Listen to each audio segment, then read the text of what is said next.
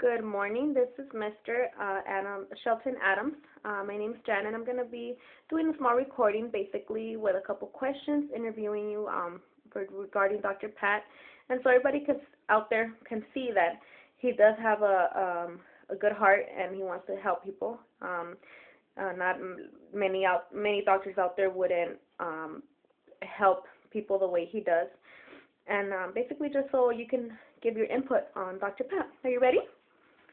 Okay, now, how did you and Dr. Pat meet? What brought you to him? I had a growth on my neck. Uh-huh. And it was getting big. It was growing. Okay. And I was having difficulty breathing. Uh-huh. My neighbor was a patient of Dr. Pat's. Seeing that recommended me to him. Mm-hmm. I came to him. Mm-hmm. The first time that I met him, he was willing to help me. But before that, I went to a few other hospitals that kept passing me on to the next person. And authorizations, and you have to wait 2 weeks, and you know, my body didn't feel like I had 2 weeks to wait. Okay. Dr. Pat took me in, and he basically put himself out there for me in my life. You know, he saved me. What else can I say? You know. No. So, like you said, you were referred by your neighbor. The reason was you had a growth on your neck.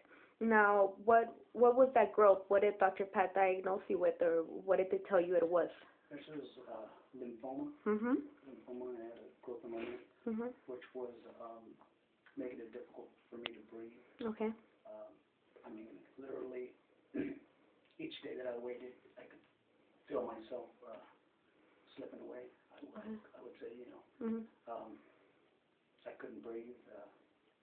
I just had things phlegm coming out of my mouth. Basically, so my neighbor seen me, and she seen, you know, that I was ill.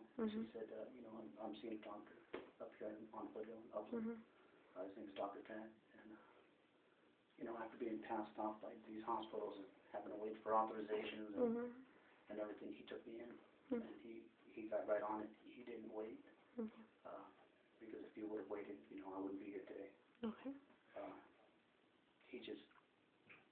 I just knew I was in the best care when I met him because he had compassion. His staff had compassion. And it just made me, you know, because, you know, I never been through this before. And, you know, they had compassion, and I could feel the compassion they had for me, and they cared for me, and they went out of their way to help you. So that I'm here today.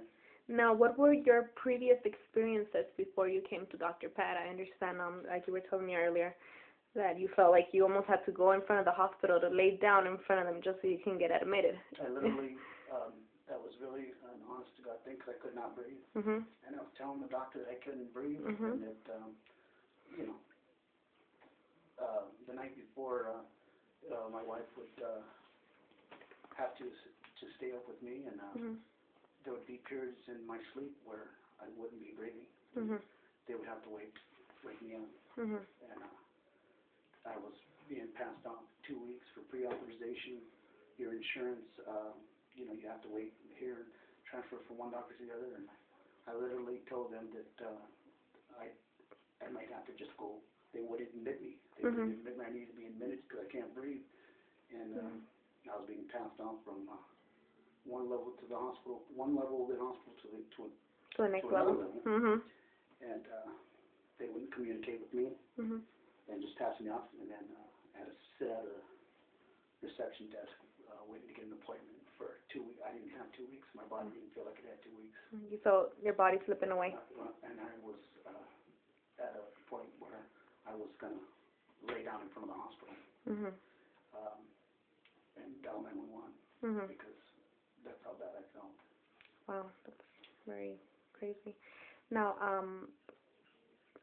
so they weren't able to treat you or offer you any other alternative for treatment. Basically, they would just pass you off until you wait for referrals, wait for authorizations. Authorizations. And to me, their referrals and their authorizations felt to me like they were telling me to go home and die. Yeah. You know, they don't have the approval for So if you make it in 2 weeks, we can help you put in a job. And if you're, that's if you're Still alive? that's if you're still alive. Wow. And I know I didn't have 2 weeks. I mean, I had a big growth on the side of my neck, which was pressing against my lungs, and I couldn't breathe. They kept getting bigger and bigger, and so luckily, when I went home, my neighbor seen it, and she told me about the doctor that she was seeing. His name was Dr. Pat here in Upton. And it was a blessing. It was a blessing, really. It was, because as soon as I came here, I mean, he was right on it. Okay, so now, like you're talking about Dr. Pat, what experience did you have with Dr. Pat? What did he do for you? What treatment did he offer you? Was it successful? It was successful. Biopsies. I mean, just things he did. Probably went outside the box. I never had anybody, willing to do that. Go outside the box and put their career, Online for people. Made me feel really good that there's still people in the world like Dr. Pat is willing to go outside the box for people. Not for money. Exactly. People, when I did come here going through chemo, I've seen the other patients that he did have in here, and I've heard nothing but good stories. There was like a family setting in here. I mean, you could come in here and you just, if you felt bad, when you left, you felt good. That's good. I mean, they would offer you oranges and, I mean, anything you wanted, they would give you. You felt like Try to make you feel good. Well, you actually felt like you were at home. That's good. And so it helped with the process of, the chemo and coping with the whole thing. thing. Somebody who's never been through cancer or has no knowledge of cancer. It just made you feel good that, No. felt like you had a chance, Yeah. with him. You felt like you were going to live because first thing when you think cancer, you think death. Yes. When you came to Dr. Pat, you didn't feel that way. You felt like you were being taken care of. That's good. You didn't have to wait. I just felt better. Whatever he did, it worked for me. I'm not a doctor. I don't know these things, but whatever he did for me saved me, and that's why I'm here today. That's really good. Now, I owe him. Just I don't know what to get. What can you give somebody who saves your life? What can you do for somebody who saves your life? But this. Exactly. If we had more doctors like Dr. Pat, I mean, there'd probably be people still alive today. I mean, people who are willing to go outside the box and see the human side of people instead of the financial side of people. That's Dr. Pat, and he never mentioned insurance. He just got on it, did the biopsies, the blood works, and admitted me into the hospital. When he seen me, he said, "You need to be admitted. You need to go to the hospital." He saved my life, and I don't know. I just pray for everybody here, that they're in good hands with Dr. Pat because, he's a good doctor. That's very good. So he never once told you, you know what, we have to wait for a referral. We have to wait for an authorization. No. That's really nice. He did what he had to do for you now, and everything else came after. But I don't remember any time where he had told me I had to wait. I think with helping people at the time of their need, they have a chance. If you're waiting for your authorization, you're going to die. Yeah. Because that's the way I felt. I can only speak for myself. Now, the next question would have been, well, how were you able to pay for his treatments? But did you have a medical insurance? And yes, I understand you had medical insurance, but you didn't have your insurance's time to obviously have treatment and all that because you needed authorizations and paperwork, authorization. Some people do have the means, and some people don't have the means. Exactly. And, Dr. Pat didn't. They didn't look at me like, well, your insurance is this type of insurance, so you're going to have to wait. It was just like, they look at the, the human side, the human. They look at the human. They don't look at you as money, basically. They didn't look at me as money. They really did it when I came in here. They just really got on it, and they're great. And for anybody to ever say anything negative, towards the staff here or the doctor, it just kind of blows my mind because I know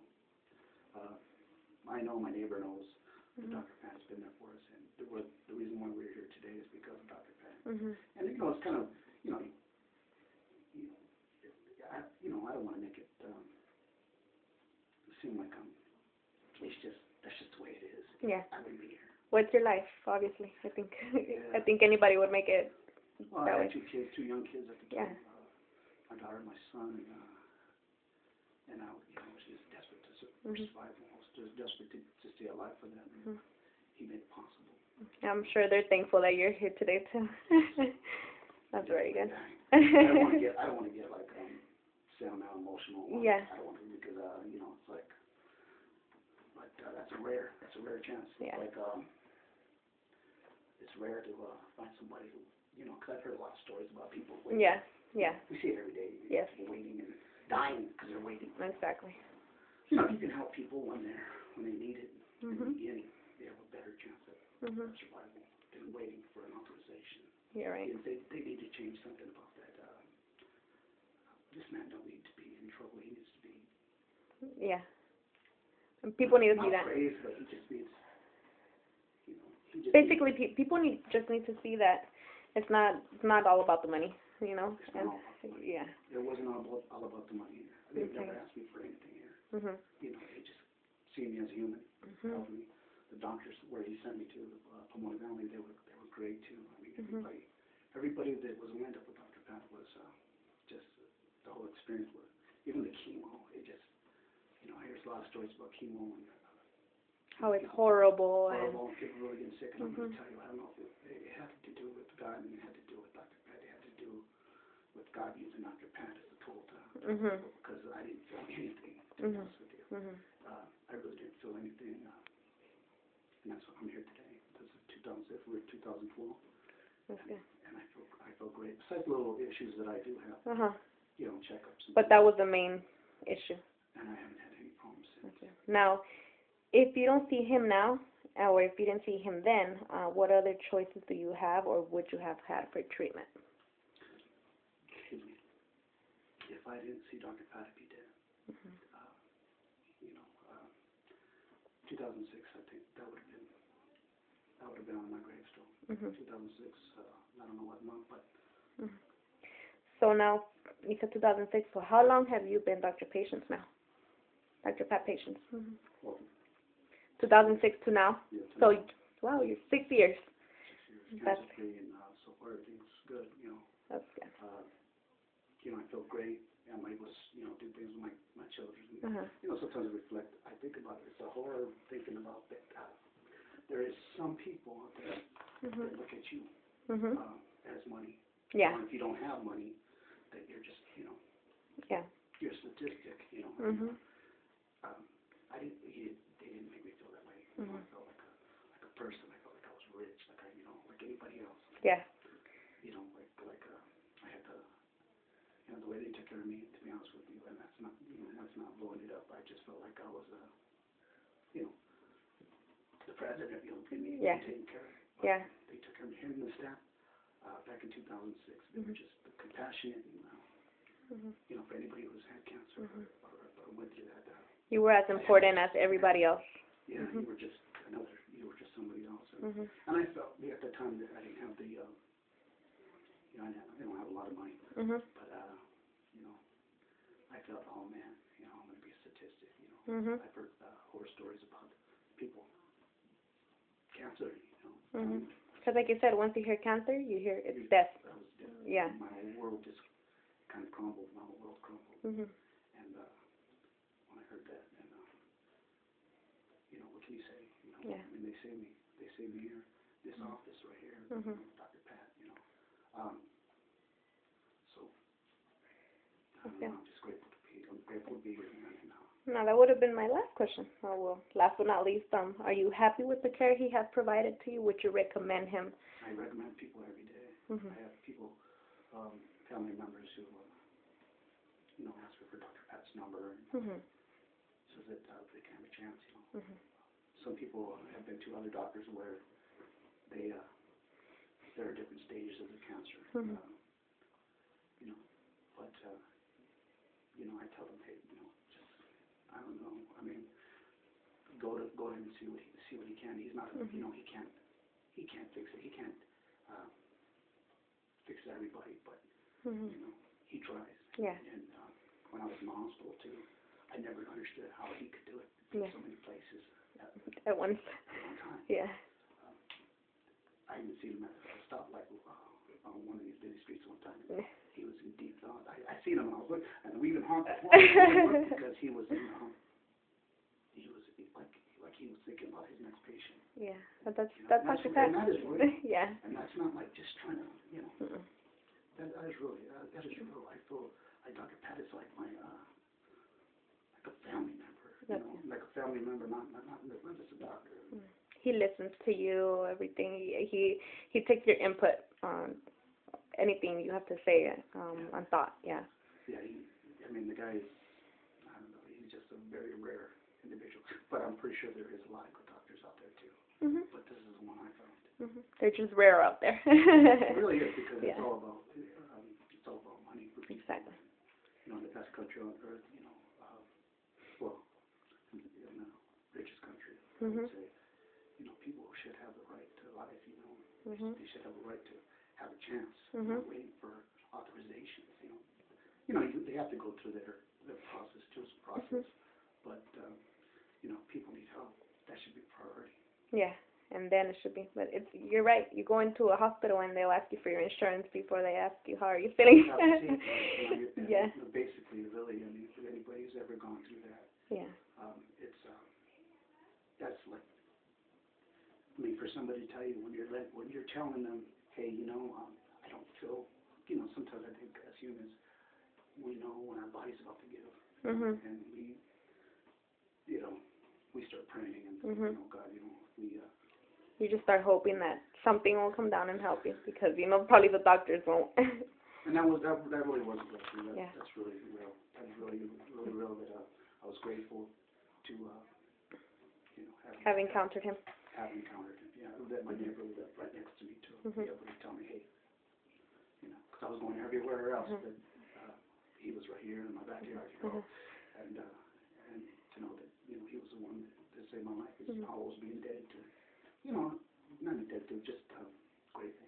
That's very good. That's good. Well, thank you so much, Mr. Sheldon. Again, if you ever need us, you know, Dr. Pat's office is here for you. Anything you need, we are here for you. And if you have any questions, again, my name is Janet, and thank you so much for the visit. Every time I do come back, you know, it's the same. It's you know, it's just same atmosphere. And I see some of the patients in there going through the chemo, and when I look at them, you know, I go walk to the back and I see them, and I know that they have a chance. I know they're in good hands with this man. Yeah. Well, thank you so much, Mr. Sheldon. You have a good day and keep continuing with life. Thank you. Bye-bye.